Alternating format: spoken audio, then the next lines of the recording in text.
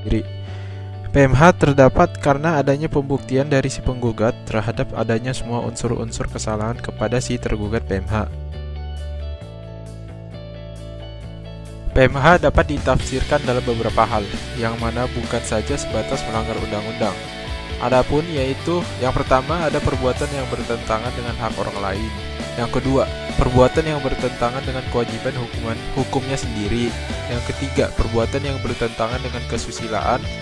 Dan yang keempat, perbuatan yang bertentangan dengan diambil adalah putusan Pengadilan Negeri Jember nomor 204 garing PDT G garing 2010 garing PN JR.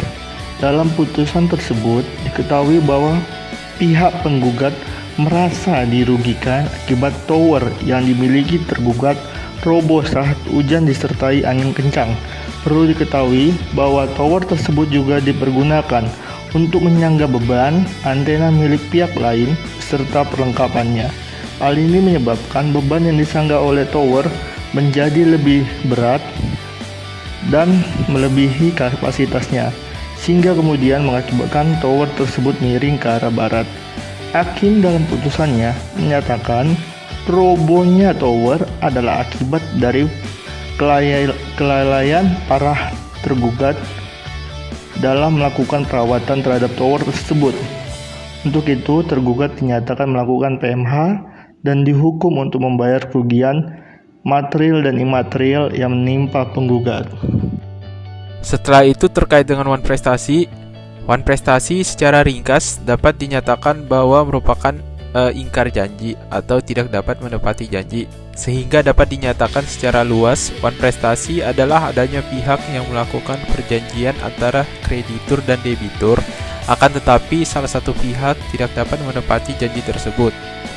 Wan Prestasi diatur di dalam pasal 1243 KUH Perdata yang berbunyi penggantian biaya, kerugian, dan bunga karena tak dipenuhinya suatu perikatan mulai diwajibkan bila debitur walaupun telah dinyatakan lalai tetap lalai untuk memenuhi perikatan itu, atau jika sesuatu yang harus diberikan atau dilakukannya hanya dapat diberikan atau dilakukannya dalam waktu yang melampaui waktu yang telah ditentukan.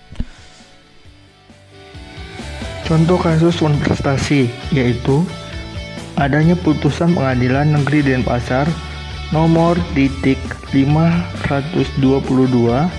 garing PDT G garing 2013 garing PN DPS.